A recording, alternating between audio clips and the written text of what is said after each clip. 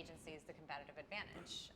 Has that worked out for you? And sort of tell me about the time where you started, where you maybe didn't have that sort of structure, and sort of how you grew into that structure. So for us, it was about 3 years ago where we were doing really well as an agency, and we were doing good work for our clients and having the brands that we wanted.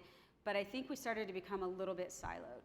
And that's something that I've been hearing today. It's just that sort of, how do you keep the silos from happening, and how do you blur the lines? And so where it was bumpy was in the beginning, instead of 2-man teams at a traditional advertising agency format, it was 5-man teams from the beginning. So people would say, no, why am I in this meeting? So we would have a creative technologist and a designer and a writer, an art director, and PR, which we call brand action.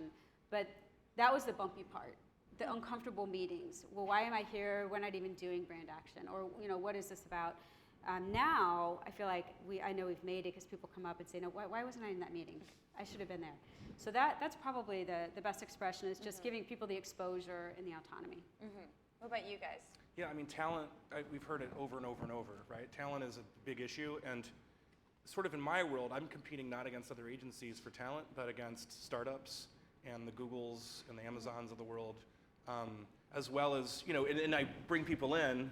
There's 2 parts to this. First part is I want to find really innovative people. When I say that, people who are curious and want to experiment and are okay with like staying up at 11 o'clock at night or 1 o'clock in the morning because they're curious and they're trying to solve a problem. I want those people working with me. Do they want you? By you, I don't mean personally. We'll have to ask them. I think they're live streaming right now. But do they want you? I mean, and I do mean this seriously. What's your pitch? Yeah, I think, so part of it is that we were acquired a few years ago by Aegis Media, which was acquired by Dentsu, right? Dentsu has a really big legacy of innovation in Japan. They're doing lots of crazy stuff. We started a program that came kind of through the culture, right? And it was employee-driven, called Isobar Now Lab.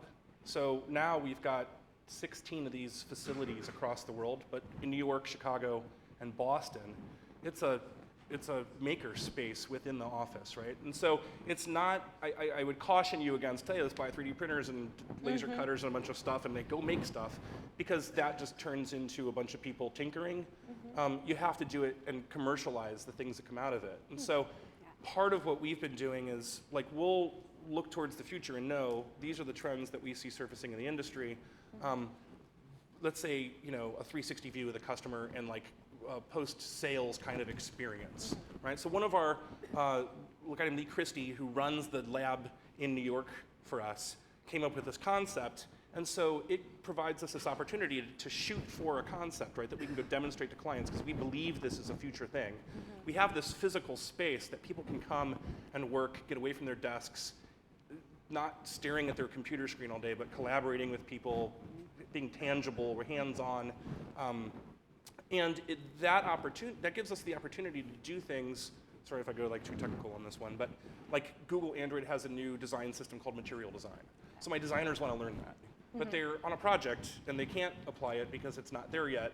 So where can they apply it? Well, they can come work on this lab project. And so what we try to do is identify these future states that we want to get to. We listen to employees about the things that they are interested in, and we try to marry them all together and provide. We will spend money on hardware and software and training and tools and technologies and give them that opportunity, but it's an exchange. Like, no, you're not going to not work on a project for 5 months and go tinker around and build some internal thing, right? You have to do both. And I think that's where the talent problem comes in, because, showing my age, right? I grew up in the pre-.com thing, and it was normal to stay up and learn and tinker, and like I worked all the time because I wanted to get there. And I think there's a talent issue today where people are kind of like, well, it's 6. If I'm going to work on something extra, I'm going to work on my app or my thing, right? And so it's a battle we fight, but hopefully by providing opportunities with really cool projects and clients and stuff, and giving them the tools to do so, and inspiring people, they build the culture, right? All you can do is choreograph it. That's right. How have you guys done it?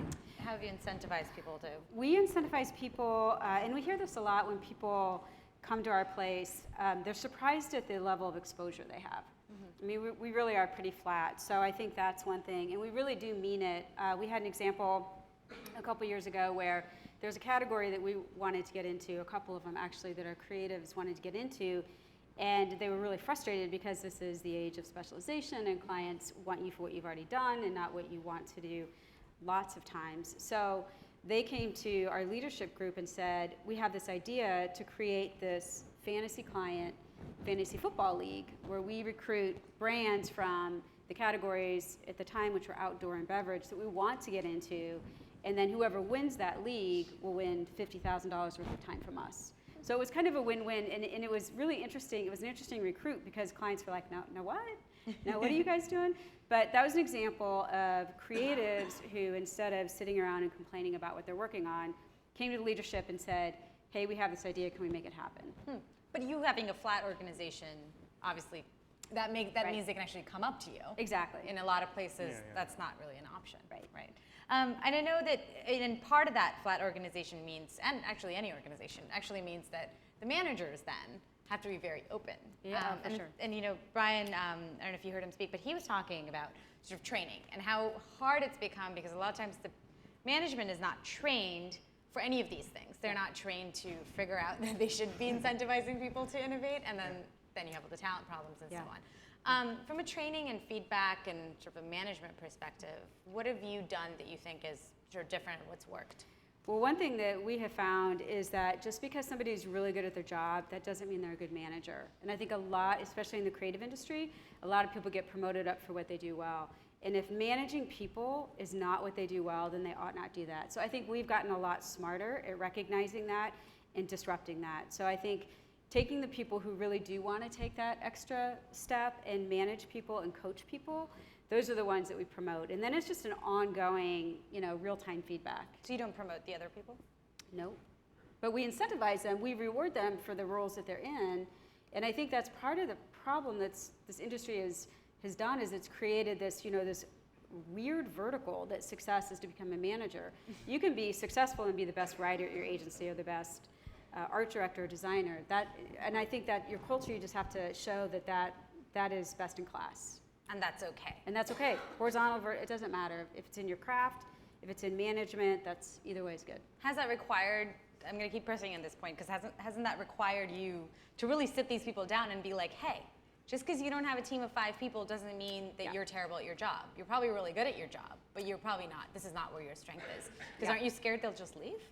No, because I think that just puts the onus on the people who do manage to find out what that inner wiring is and what that person is passionate about in finding opportunities in roles they can play. And they can still play roles in the overall work. It just is not the management of people.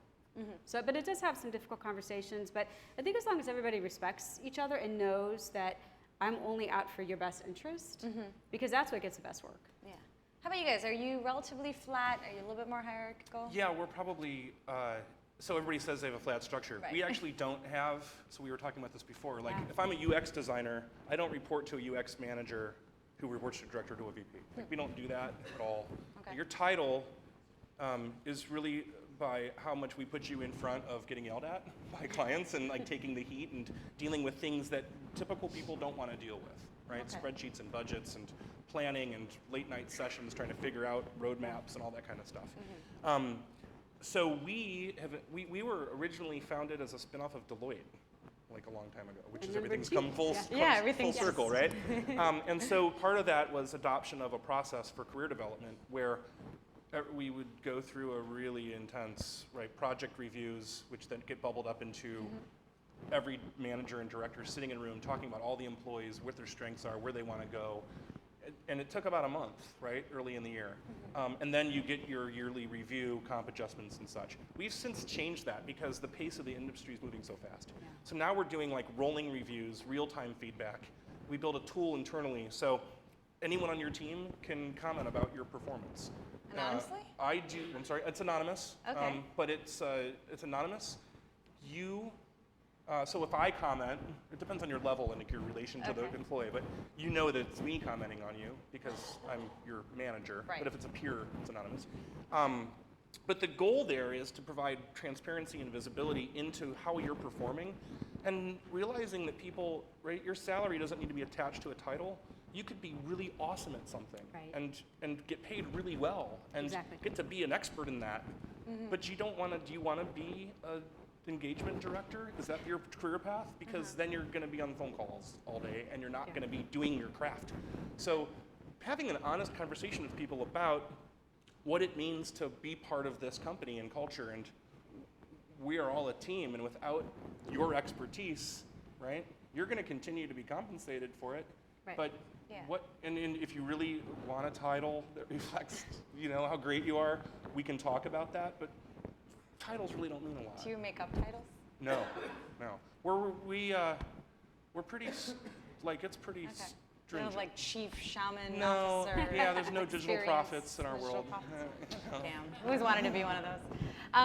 I want to ask about, because you said, people are going and, you don't just want them to tinker, you want them to actually do something with that.